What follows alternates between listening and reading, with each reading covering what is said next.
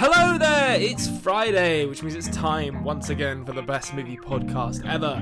The only movie podcast to offer objective and hyperbole-free discussion of every movie in the known universe. I am your host, the podcaster with no name, Konrad.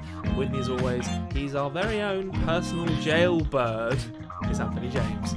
Good afternoon, good evening, and good night, Konrad, from a new undisclosed location. How are you? Yes, from your new underground bunker where the clamouring fans of the Culture Cave can no longer reach you comes Anthony James. Yeah, here I am in the zoo, in the Arctic exhibition. Oh, but imagine having one of those. Yeah, yeah. So, like as a brief introduction, we unfortunately did miss last week because Anthony was moving house and I ended up catching COVID. It became a whole thing, but we're back. I am alive. Anthony's alive. The whole family's alive, and we're stronger than ever. Yeah, stronger than ever, Konrad. Back and badder than ever. To quote Eric Bischoff's mid 2000s theme song. Yeah. We're here this week to continue. To continue talking about a little-known series called, let me just check my notes, The Batman. That's it. Yeah, we're here to talk about that.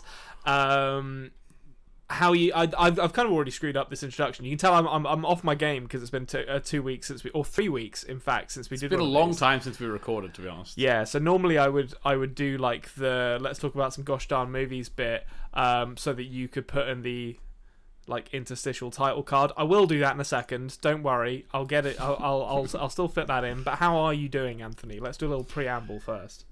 Doing very well, very well. Just really enjoying the new house. We've been sort of trying to get it for a long time. So getting used to the new setup. This room, if I turn the camera, which I won't, there is boxes everywhere. I'm sitting in amongst boxes. Our study is the last thing to be set up, as it should be with the kids in the house. Apart from that, really enjoying this trip down memory lane. I told Konrad before we started recording, I haven't seen this film since I was probably 7 or 8 years old, and that's unbelievable to me. I couldn't remember a lot from this. Like, I got to tell you. So, to me, I thought it was just going to be Frank Reynolds, and it's kind of what it is. There is an element of Frank Reynolds. Let's be honest. It is hard to watch this movie without it evoking his Always Sunny performance. So I'm going to say, before we get too deep down the penguin hole, in this case, let's talk about some gosh darn movies and stick a title card in here. Let's do it. Movies. We're here to talk about them. Batman Returns this week.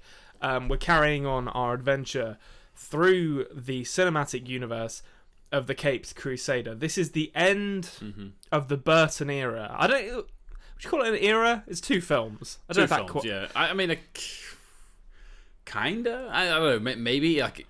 Nah. It's not an era. It's just a little jaunt into the Batman universe. Yeah, it was certainly not an epoch. I'll say that much for it. Like, it's not an era. It's not an epoch. It's maybe a jaunt. I would say. But we're coming to the end of it anyway. This is the last of Burton's movies, and I'm going to be honest. So you've already said that you haven't seen this movie since you were 7 or 8 years old. So that's about it's about 20 years since the last time you saw this movie. For me, this is one of my go-to Christmas movies. Like, I watch this most years because I love this movie, and it's probably one of my favorite Batmans. To be honest, so going into it, I knew that I was going to be like, well, yeah, that's still a great movie. Yeah, let's just settle straight away. It is a Christmas film. It's a film that takes place at Christmas, but I feel that it is a Christmas film. Like, the amount of the amount of like references throughout the story, where even when they don't even need to be there, they mention Christmas, even though there's not a Christmas tree visible. So I think it is a Christmas movie. It also more than just like the sort of set dressings and the kind of the trinkets associated with Christmas. It also has a lot of like themes that one might associate with Christmas. You know, like the children being given away by their parents and having to try and find someone to love them around this, this time. It did have a little bit of a Home Alone feel to it in parts, especially the parts of the score. So this was what happens if Kevin McAllister had fallen into the sewers and then if he never made it out of New York Yeah. and he went to live in the sewers, this is what he would have become. Yeah. So okay, here's the first question for you then. What, given you hadn't seen this in 20 years, what were you expecting from Batman Returns? I was expecting the same tone as the first Batman. I remembered certain aspects of the Penguin. I remembered Catwoman was in it, but I didn't really remember anything other than the scene where she turned into Catwoman. Okay. And I was expecting, I'm going to be blunt, I was expecting more Batman. Because in the first sort of 45 minutes of this film, he's only very sparsely there. Well, I mean, I think that what better place to start than with that, which I think, and I've always thought this, there is a strong argument to be made to say this isn't really a Batman movie. Like, Batman doesn't really have a meaningful character arc in this. He's not really in it very much. And really the kind of heart and soul of this movie are Catwoman and the Penguin. That's like the sort of... That's where the kind of moral heart of the movie is, and where the real meaningful character arcs are. And Batman's just kind of there. Like, he exists to occasionally punch Catwoman or occasionally punch the Penguin, but it's not really a movie about him, I don't think. Yeah, and I agree with you. And like, that's what I mean. Like, in the first sort of 40 minutes of the film, we have a tiny bit of Bruce Wayne and we have a tiny bit of Batman. But apart from that, like, we don't get much of him, you know, and so because it's putting so much effort into building the characters of the Penguin, building the character of the Penguin, character of Catwoman, as well as the character of Shrek as well. Yeah, Max Shrek. Oh, we'll get into Max Shrek. That's the character he seems to be, and how much tendrils he has within Gotham. Where was he in the first one? Yeah, nowhere to be seen. That's one of my favourite things, I think, about these Tim Burton movies, and I suspect it carries on into the Joel Schumacher movies as well, though I haven't seen those in a long time. It's this idea that there's no interconnectivity between the movies whatsoever, and that's just accepted. Like, at the beginning, they did mention Vicky. They gave Vicky Vale like a paragraph in this movie to be she moved on. She's gone to Metropolis or something. I don't know. Like, she found out he was Batman, couldn't deal with it. She's out of the picture. Don't worry about it. But I mean, this movie starts with gangsters dressed as clowns, wearing stilts and firing flamethrowers, interrupting a Christmas celebration, presumably at the behest of Penguin. And the fact they're dressed as clowns, it seems like a pretty clear implication that they are formerly like the Joker's henchmen who are now... I thought that as well. But it's not really explained how he took over. It doesn't really matter. He's just, he just did. And Max Shrek is just a bad guy who never crossed Batman's path in that first movie. Yeah, but also, like, Max Shrek, it's so like a technical sort of industrial mumbo jumbo as to why he's even a bad guy. Like, he's a bad guy because he wants to say that they're going to have a lot of power, but really they're not going to have a lot of power. Plan. He's going to take the power from Gotham. It's right, he's going to store power in a planned... it was all very convoluted to me. Yeah, his plan is nonsense. Like, it really is. Like, I like that he's there because you get Christopher Walken's performance, and you get the wig and the eyebrows. But that plan is just like worth killing over, though, Conrad. Worth killing over that plan. Apparently, okay. So the first thing I want to say, just staying on Batman briefly, because we're not going to actually get that much time to talk about Batman in this because he's not in that much of the movie. Is we talked last week about how fucking incompetent Jim Gordon and the Gotham City Police are. Yeah. I love that as soon as the clown gangsters turn up at the beginning of this movie, Jim Gordon is cruising in a cop car, doesn't even attempt to make an arrest. He's just like, light the signal, we're not dealing with this, lads. Get the Batman. Like, there's no police presence whatsoever. And then you get that amazing introduction to Batman of, like, the bat signal is lit, and then through an elaborate system of mirrors, it is reflected directly into Bruce Wayne's unlit study, where he sits brooding and then does this amazing hero shot where he stands up and the camera kind of pedestals down to catch him from below. one of the dumbest things I've ever seen in a superhero movie, and I absolutely love it. That's what I got from this film is pantomime. Yeah. But I loved it as well. I thought, to be honest with you, I know it was stupid, but in my head I was like, it makes sense. It makes sense that there would be a reflective mirror system to give him the. Why wouldn't he have it? Why wouldn't he have it? Yeah, exactly. He's that rich. I mean, and talk about other things that he has.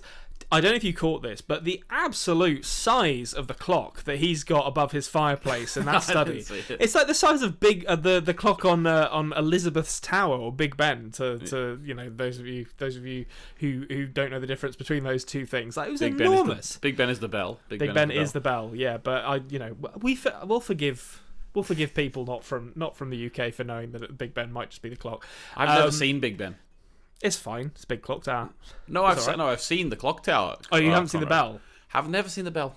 I don't think I've ever seen it actually, and I grew up in that city, so they don't like send round photos of it at Christmas for like Big Ben, I've wishes all Londoners a happy Christmas. Yeah, like the Liberty Bell, even though it's got a crack in it, I've seen it more often. But what do you call it? Yeah, so I think that the mirror system was great. What I will say is though, there's an even easier system and a better system which they could have went with, which is the old red phone from the Adam West. Yeah, it's a shame. Yeah. It's a shame they don't have the red phone in this one. The bat phone, same bat time.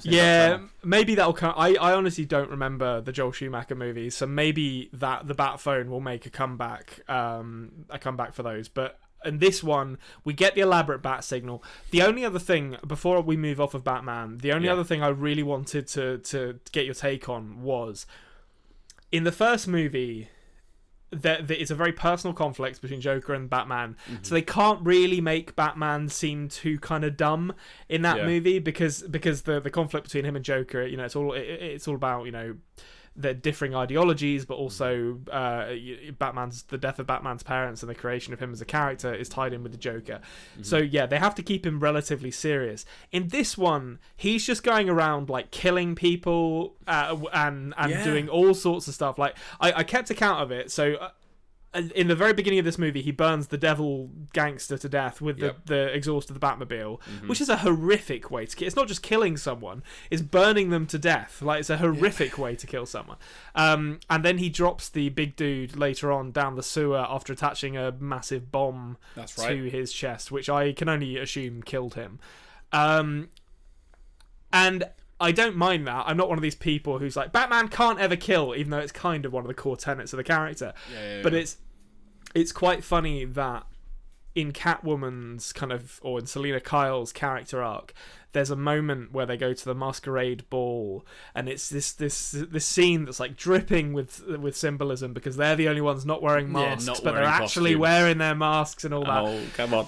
And Bruce Wayne is like, "Who do you think you are?" When she gets a gun out and says she's going to kill Max Schreck, and he's like, "That's not how we do things. You report people to the police." It's like, Bruce, at this point, you've killed at least 2 people in this movie that we've seen. Like, they weren't anywhere near the level of evil of Max Schreck. It does kind of rob that moment, I think, of a little bit of its power when he's already killed 2 men that we know of. Yeah, look, I picked up on those as well. It does rob it from the power in that moment, but I genuinely, I don't know if I'm full on Batman shouldn't kill people, but just the manner in which he was just like killing, and he didn't have to burn that guy to death. He didn't have to throw the guy down the hole. I don't know. I always. When I was watching it, I was very shocked, to be honest with you, that the good guy was just killing the bad guys like that. I'm not a full-on believer of Batman shouldn't kill people, but definitely the way he was going about it in this, I don't think he should have, especially considering he then gets on his high horse about it later. You said about comeback to Batman. Now, talking about comebacks, Conrad, before we move off Batman completely, I want to talk about the title of this movie. Go on. Because the title of this movie, Batman Returns, I don't like it, and I'll tell you why. I don't mind it, but the reason I have an issue with it is because Batman didn't go anywhere. And like it's 100% like a fourth wall breaking title. It's like Batman, as in the movie franchise, returns. Yeah. It's not actually the character returning. So why the hell is it called Batman Returns? Yeah, that's a really good point actually, because it is when you compare it to like other famous returns, like I don't know, Superman returns. The whole point of that movie is Superman has been away and is coming back. Whereas this one, it's clear that he's been operating in the time period between the first movie and the second, because Jim Gordon, and the police in general have just given up. They're just like, well, call Batman. We're not dealing with this one. We're going to the pub, lads. Like, get Batman on the case. So you're absolutely right. I thought it was stupid. I just don't like it. Like, sort of joke titles, or like titles for the audience's sake. I don't know what this could have been. Maybe just, I don't know, Batman and Catwoman. I don't know. I mean, I suppose it's kind of it is Tim Burton. Tim Burton didn't actually write this. I think it was Daniel Waters and Sam Hamm, which is a great name. As an aside, Sam Hamm. They're kind of leaning into that like pulpy serial nature of the early Batman comics, which I guess maybe would have had names like Batman Returns, like not really in relation to any kind of consistent narrative within it. Speaking of which, then, I haven't actually done a plot synopsis for this, or I have written one, but I didn't kind of start with it, because the plot for this, it's really like a character drama. The plot is absolutely as basic as you like. It's basically Max Schreck, played by Christopher Walken, wants to build a power plant that's actually a power capacitor. He wants to steal energy from Gotham. Why? We don't know. It's never really explained. And as part of this, he kills Selina Kyle, who comes back as Catwoman looking for vengeance, and he attempts to run a mayoral campaign for the Penguin, who is a crime lord masquerading as like a kind of forgotten son of Gotham. That's like the entire movie, basically. There's no twists or turns to it. It's a very straightforward plot.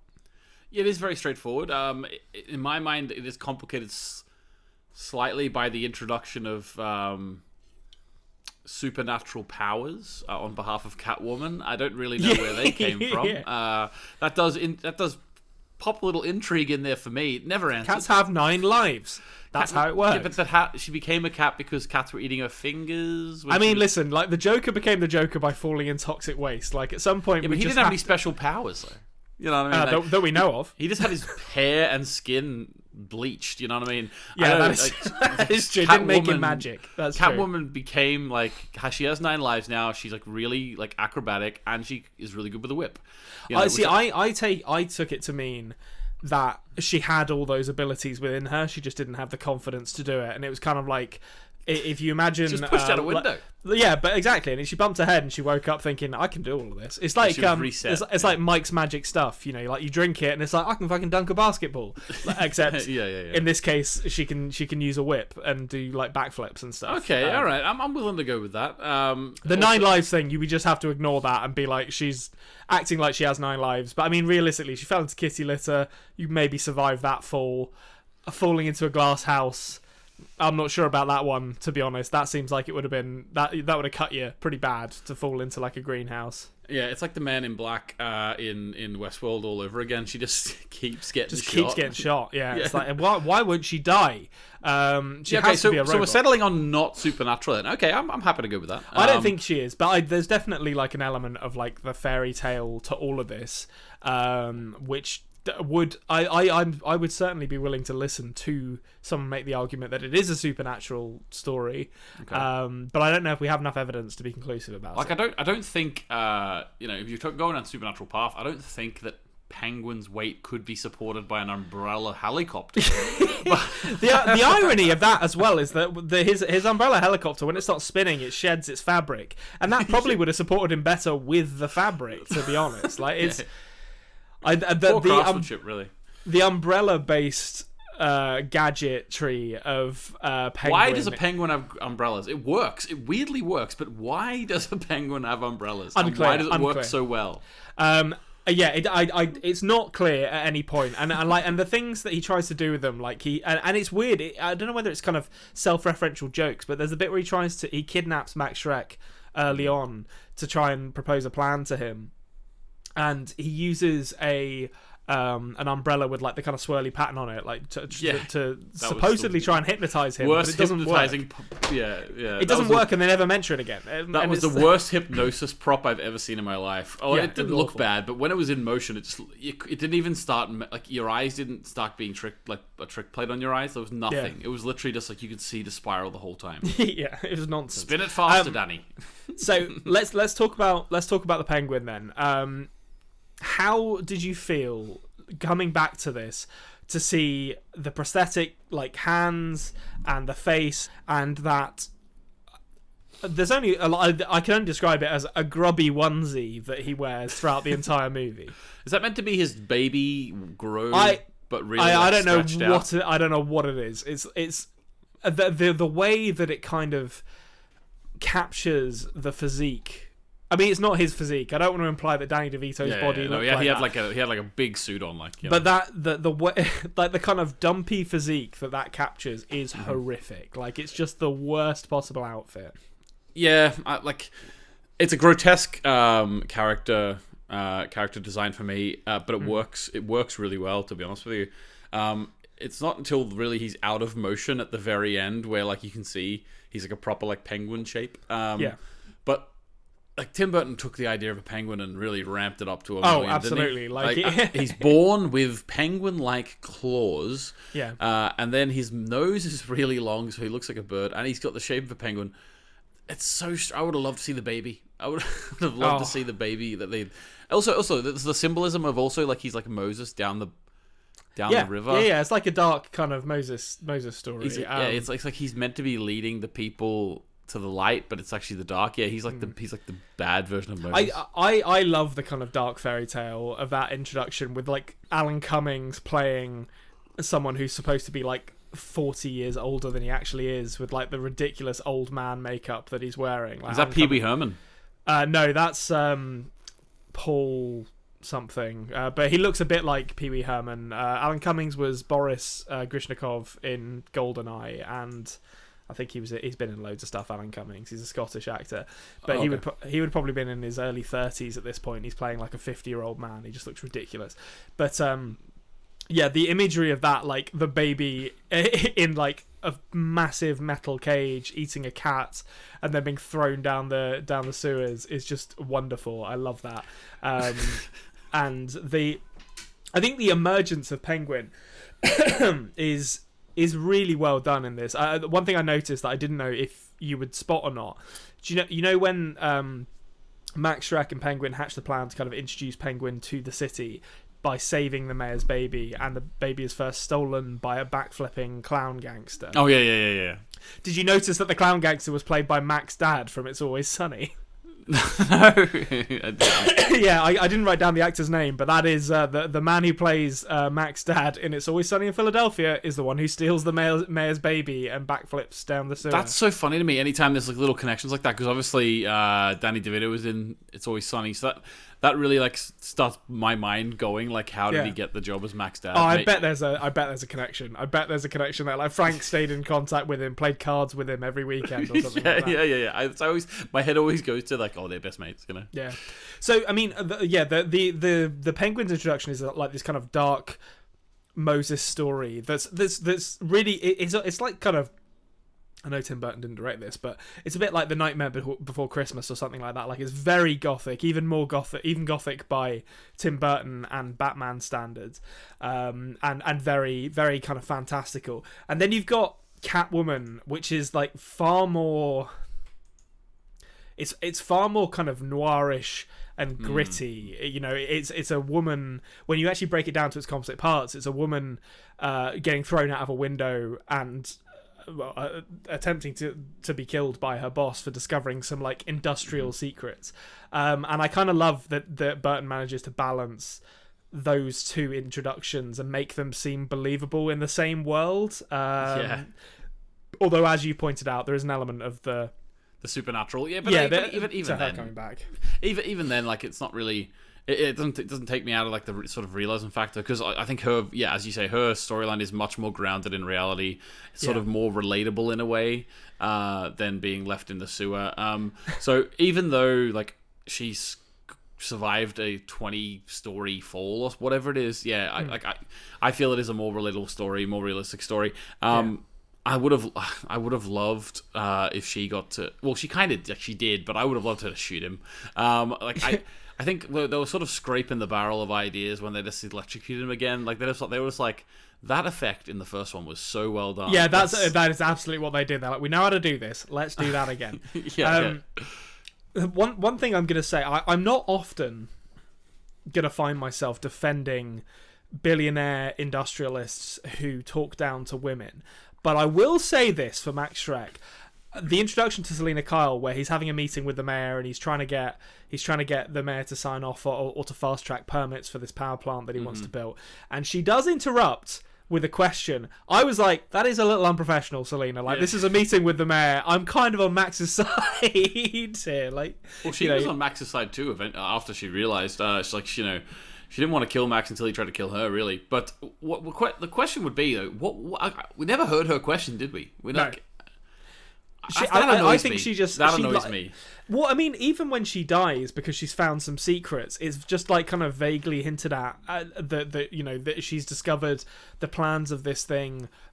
Make it seem like it's a capacitor that's going to draw energy from the city rather than create it, and that's as deep as that plot ever gets. And I think that's probably, if you're going to criticize like the kind of narrative of Batman Returns, that's probably the best one. In that Max Schreck is just kind of, the character relies so heavily on Christopher Walken's performance because there's nothing to that character apart from it. Like, he's got this idiot son who I kind of love called Chip, who is just like this enormous guy for some reason, and like nothing about their relationship is ever explored. He just has a big son called Chip, hilariously played by Andrew Briniarski, who would go on to play Zangief in the Street Fighter movie a few years after this. I had to really hold myself back from my comparisons here because there's just something about Shrek who just felt Trumpy to me. But and also it's definitely there. It is 100%. But like the whole son aspect, I don't know if Trump's sons were on the scene then, but Trump definitely was. But I don't know about the sons were on the scene. But like Chip just reminded me of like one of his sons, Eric. Yeah, that's a really good. That's a really good comparison, actually. Like the kind of rich men's sons, trust fund babies. Yeah, like the kind of wealthy, like charismatic industrialist, particularly with the wild wig or wild hair, I guess. And yeah, the son who's clearly an idiot and he's trying to leave something for. It's a very good comparison, I think, and one that I hadn't necessarily made, but. I mean, for me, it's Walken's performance, like that script, that speech rather he gives at the beginning, where it's like, "I'm just some poor schmo who wants to give a little back," and it's like it's like so disingenuous. I don't understand why anyone would believe it. The only thing it was missing was a little reference to two mice in a bucket of cream. That would have taken it over the top for me. A little Catch Me If You Can reference 10 years early, but before we leave Shrek, though, there is something which was. I was questioning what's with the logo design. The big cat head or something. Again, why didn't we see this around Gotham in the previous film? What is with this everywhere? What is with this cat's head? It really reminds me. Is it Felix the cat? Like there's it wasn't really like a UK and Ireland thing. But like the cartoon character from I think like the 50s called Felix the Cat, and it really reminded me of that. And I don't know why it's that, because he doesn't seem to have any affinity with cats. There's nothing to do with cats in his name. The logo of his company just appears to be this enormous cartoon cat's head, and that's what it is. I don't. Yeah, it doesn't make any sense. It makes no sense to me why that's what he chose. But listen, he's a man of extremes. He's a man of odd tastes. It is strange. It's also Shrek is spelled with a C as well, so it's not the same as Shrek and Donkey. So ruined a bunch of jokes that I was going to make when I went to check the spelling on that. I'll throw those out of the window. Yeah, Christopher Walken though done a good job. He's always Christopher Walken. I never seen him as anyone else, but he's done a good job here. The sort of clash of the wealthy industrialists when Bruce Wayne and Max Schreck have a meeting, I find very funny when they sit on opposite ends of the massive table and Bruce Wayne wants to pass Max Schreck like something, basically saying, "I'm going to challenge this plan you have," and he has to fucking like frisbee toss it across the table to him because they're so far away from each other. It's like I really hope that's how those kind of meetings go down or went down in the That'll be great about walkie-talkies. I think it was also it was a good like sort of flipping of the power dynamic as well from the previous film. Whenever Vicky Vale went over to his house, they were having dinner at the end of the long table, and now this is sort of like showing that now Batman is sort of uncomfortable in this area, or sort of Bruce Wayne. So whereas maybe Vicky Vale sort of brought him down to the people a bit more. Yeah, I think there's an argument for that. So talking about that kind of or that conversation between those two and multiple other situations in this movie, something that I noticed that I wanted to get your thoughts on, or something that I always think about this movie, is that it feels like much more of a comedy than Batman. There's a lot more jokes. Which is ironic because the Joker is in Batman. Yeah, exactly. Supposedly the character who's supposed to be like good at telling them, not in this movie. But I wrote down every time that there was a moment that I was like, that's quite funny. So you've got the multiple bat suits on hangers. That I laughed so hard at that, because it's just that they're all exactly the same. It makes no sense. And why would you put them on hangers? Why wouldn't he just take the first one? Like, why was he going through? Yeah, exactly. There's no reason for them to be like that. There's the after the pretty amazing Batmobile hijack sequence with what's Penguin's first name? It's something. Is Oswald. it Arthur Cobblepot? Oswald Cobblepot. That's it. Oswald Cobblepot in his like arcade machine, basically trying to crash the Batmobile, and like Batman just gets it to stop, and it does the amazing close up of the old woman just standing in the middle of the street looking at. Like, this is great. And then there's a bunch of. Some of these don't work, but there's a bunch of jokes in the script as well. Like when Oswald Cobblepot discovers that his parents have died, or when Penguin discovers that his parents have died and announces that he's going to take on the name Oswald Cobblepot, there's this line where he's like, "I was their number one son, and they treated me like number two." It's like, what is that joke? I am number two in my family, and I was like, I never lived in a sewer. No, but it's number two as in, like as in shit. Number basically. two, a piece of poo. Oh, yeah, right. like that. Like it's I didn't pick up on that. It's really lowbrow humor. They treated me like a number two. Yeah, it's awful. Also, what about Penguin making very sexist comments about the women in the mayor's office as well? Oh, I love that. I like Penguin. When the sort of mayoral campaign gets underway, that is when it's just Frank Reynolds. Like, there's no difference between those characters. Like, and the moment where he's introduced to the two like kind of campaign helpers, and they're trying to put gloves on him, and the woman says, "Our research tells us that voters like fingers." It's so good. It always and then he bites the guy's nose. He bites the other guy's nose, and he's so obviously grotesque and awful, and he's like sexually abusing all these like young women who come to him to tell him that they're supporting him, and everyone's just like, "We're fine with this. We're absolutely fine with this." I don't understand why when Shrek brought this guy and goes, "Here, this is going to be the mayor," everyone wasn't just like what? Yeah, what? Absolutely not. And then obviously that storyline comes to a screeching halt when the Penguins monologuing about getting one over on the city during the Batmobile hijack sequence is replayed over loudspeakers to a live audience, which Michael Keaton figures out a way to like scratch a CD, which I don't know how you he like kind of does the like on a CD, which doesn't work. That was really interesting, because that was like always putting across like the little sort of the light tone of him and Alfred's relationship, and they're having fun and they're just riffing, but it's like, he's just gonna scratch the CD, Yeah, it doesn't work like that. It's not reading through a needle. Like, it's using a laser to read this, Bruce. That doesn't make sense. I don't really know what that was about. But also, I can't remember the exact moment, but there was definitely a moment when not Vicky Vale, Selena Kyle. There was something happening with her and her boss potentially. I'm not exactly sure, but I know that Batman like stepped in and made some sort of comment, or Bruce Wayne, like as if like you don't talk to women like that or whatever, or was acting like the valiant sort of chivalrous hero. And I just remembered back to the first one, when he pushed her to the chair and said, "Would you shut up for a minute?"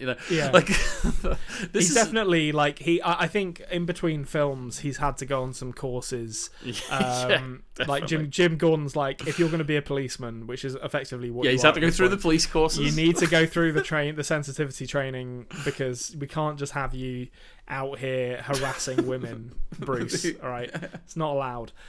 Yeah, it's. I mean, Selena Kyle is more than his match, I will say, in this movie as well. It's nice to have him a bit flustered, and it's weird coming back to something like this, like the moment where like she's beating the shit out of him the first time they meet, and then he kind of backhands her and she cries, is like, how could you hit a woman? And it's one of those moments where it's sort of like, that's weird. That feels like a product of its time, like because in modern film I hope that wouldn't be a thing. It wouldn't be like her playing up her gender for the purpose of trying to get sympathy, and then him falling for it when she's clearly... Well, you wouldn't really have that in a superhero film when they're two superheroes, but... No, they probably wouldn't even have them hit each other, to be honest. They'd skirt the issue entirely.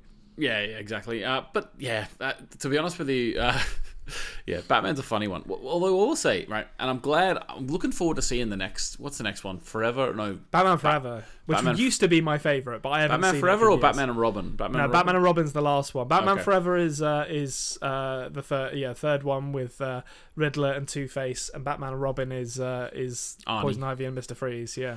Okay, so I'm looking forward to watching them because I want to see, as they move away from Tim Burton and as they move into sort of a more modern Batman, how much changes in terms of Batman's style, because he walks a lot in these Burton films. Yeah, yes, he does. He's just walking around, and it's all shoulders as well, because he can't actually move his neck, so it's very like...